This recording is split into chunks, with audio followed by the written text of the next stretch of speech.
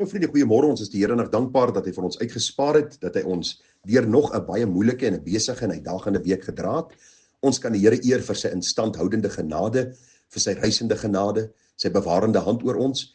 Ons eer omdat ons vanmôre ook by hierdie oordeenking kan stil staan by die laaste gedagte van ons Pinksterreeksie oor die Heilige Gees verander my na die beeld van Jesus. U sal onthou, ons het gister bietjie vir u so 2 verse gelees uit Gesang 213. Ek het vir u gesê, daar's heelwat gesange wat geskryf is oor die Heilige Gees, die werking van die Heilige Gees, en u aangemoedig om so bietjie in die gesangebundel daarna te kyk.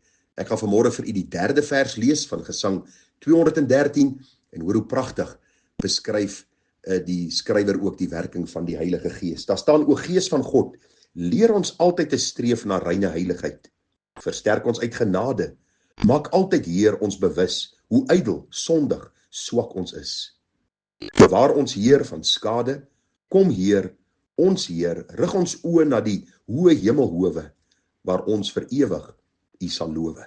Dis vir my so 'n pragtige lied om vir my net te wys op my eie swakheid en my eie sondigheid en hoe ek op die Heilige Gees moet steun, hoe swaar ek op die Heilige Gees moet steun, om my lewe dan te verander, om my voor te berei vir die heerlikheid wat vir my voorlê.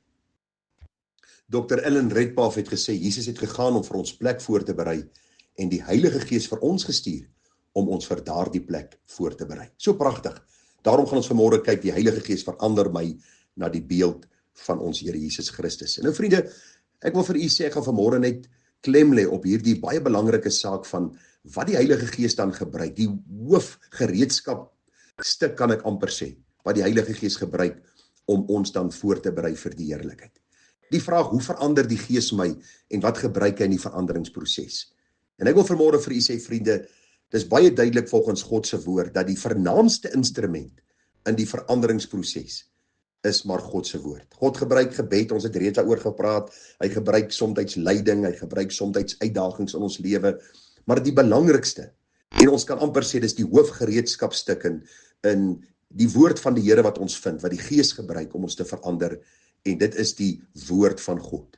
Die Heilige Gees geïnspireerde woord, en daar is 'n verantwoordelikheid van my kant, wanneer dit kom by hierdie saak. En kom ons kyk by die laaste boodskap, die Heilige Gees gebruik die woord om my te verander na die beeld van die Here Jesus. En hoe gebruik die Heilige Gees die woord? In die eerste plek, vriende, deurdat ek die woord daagliks moet lees.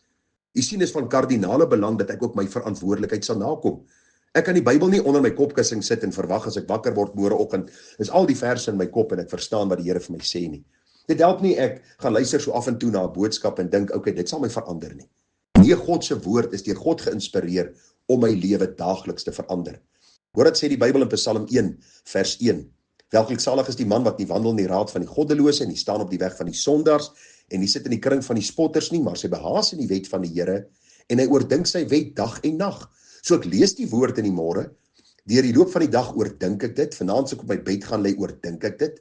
En die Bybel sê, en dan sal ek wees soos 'n boom wat geplant is by waterstrome, wat sy vrugte gee op sy tyd, waarvan die blare nie verwelk nie, en alles wat hy doen, voer hy voorspoedig uit. Dit is belangrik dat ek die woord daagliks sal lees. Maar ook belangrik, vriende, dat in hierdie verantwoordelikheid ek ook sal bid dat die outeur van die Bybel, die Heilige Gees van God, wat die heilige manne van God geïnspireer het om die Bybel te skryf, om vir hom te vra, Here, gee my wysheid. Hoor wat sê 2 Petrus 1 vers 21, want geen profesie is ooit deur die wil van 'n mens voortgebring nie, maar deur die Heilige Gees gedrywe het die heilige mense van God gespreek. Daarom sê die Bybel vir ons dat die hele skrif deur God ingegee is, en dit is nuttig vir ons lering en weerlegging en teregwysing, sodat die mens van God volkome kan wees vir elke goeie werk, volkome toegerus. So ek moet die woord daagliks lees en ek moet bid dat die outeur van die woord van God my oë sal open vir die waarheid van die woord. Psalm 119 vers 18. Here, open my oë dat ek kan sien die wonders uit u wet. Ek moet ook die woord sistematies lees. Wat beteken sistematies? Dit beteken begin by 'n plek en lees deur die Bybel. Dis nie noodwendig dat jy by Genesis hoef te begin nie. Jy kan sê by Matteus begin en dan lees jy Handelinge en dan lees jy weer Markus en jy lees byvoorbeeld Romeine en Lukas en 1 Korintiërs. Maak nie regtig saak nie, maar dis ook baie keer noodsaaklik om die Bybel van Genesis tot Openbaring te lees. Daar is baie gedeeltes wat makliker verstaanbaar is as ander, maar vriende, kan ek vir u een ding sê met groot vrymoedigheid. Soos 'n mens sistematies deur die Bybel lees, leer jy God ken in sy heerlikheid. Hy is die skepper God. Hy is die God wat alles in stand hou deur die krag van sy woord. Hy is die God wat in liefde na die mens neergebuig het. Hy is die een wat kom soek en kom red die wat verlore is. Hy is die een wat vir ons daagliks versorg en onderneem. Hy gee vir ons antwoorde in ons huidige situasies, in ons probleemsituasies. Hy is die een wat ons op arensvlerke dra. As ons moeg en mat word, is hy die een wat deur sy woord en sy gees ons versterk. Daarom lees die woord sistematies. Ek kan vir u legio getuienisse gee van waar ek in my geestelike lewe met vraagstukke gesit het, met geweldige probleme te kampe gehad het, en dan lees ek die woord sistematies en dan gee die Here antwoord. Dan skryf ek 'n datum daarby en ek eer God dat hy my so duidelik uit sy woord antwoord. Hierdie afgelope tyd waar ek deur die siekbed gegaan het en deur hierdie tweede oblation gegaan het, vriende, was ek laag in my gemoed, en soos ek sistematies deur God se woord lees en Bybelstudie doen, het God my kom optel. En ek kan vanmôre sê, geloof sy die naam van die Here, sy woord is ewig vas en waar. Die betroubaarheid van die woord van God is die betroubaarheid van God self. Daarom is het belangrik dat ons die woord van die Here sistematies sal deurlees. Het is belangrik dat ons hierdie woord sal sien as vanuit God vir ons gegee, sodat ons ook hierdie waarheid dan ter harte kan neem. Vriende, is belangrik om vir jouself vrae af te vra. Vra vir jouself die vraag, terwyl jy die woord lees, verstaan ek wat ek lees? En doen jy ondersoek in dit wat jy lees? Hoor dat sê Handelinge 17 vers 11, en hierdie mense was edelmoediger as die in Thessalonika. Hulle die woord met alle welwillendheid ontvang en elke dag die skrifte ondersoek of hierdie dinge so was. Vriende, hulle daagliks, hierdie woordjie, hulle het elke dag die skrifte ondersoek, beteken hulle daagliks, elke dag, dag vir dag, die skrifte gelees, dit oordink, dit bepeins met die doel om die waarheid te ken en in hulle harte te bære, sodat hulle lewens voor die Here kan verander. Ag, is belangrik, daar sekere gedeeltes wat ons maklik kan verstaan, voor die hand liggend. Dit wat ons lees, dit verstaan ons. En baie keer is daar dinge wat ons baie keer laat wonder, en dan moet ons vir onsself 'n paar vrae afvra. Wat is die sentrale boodskap in hierdie konteks, in hierdie gedeelte? Wat leer dit my van God? Wat leer dit my van myself? Wat leer dit my van ander om my? Hoe is dit van toepassing op my lewe? Hoe kan ek verander? Hoe kan ek dit implementeer? Vriende, ons het nodig om hierdie vrae te vra, en hoe dit in die konteks van die gedeelte en van die groter deel van die Bybel inpas, en so verander die Here ons lewe. Daarom lees ons ook hoe Salomo, of kom ons sê eerder, hoe Salomo aan sy seun skryf. Hy sê dan Spreuke 2 vers 1 tot 5, my seun, as jy my woorde aanneem en my gebooie by jou bewaar, sodat jy jou oor laat luister na wysheid, jou hart neig tot verstand, ja, as jy na die insig roep, na die verstand jou stem verhef, as jy daarna soek, soos na silwer en dit naspeur soos verborgde skatte, dan sal jy die vrees van die Here verstaan en die kennis van God vind. Daarom is het belangrik dat ons die Bybel sal lees, ernstige soeke sal hê.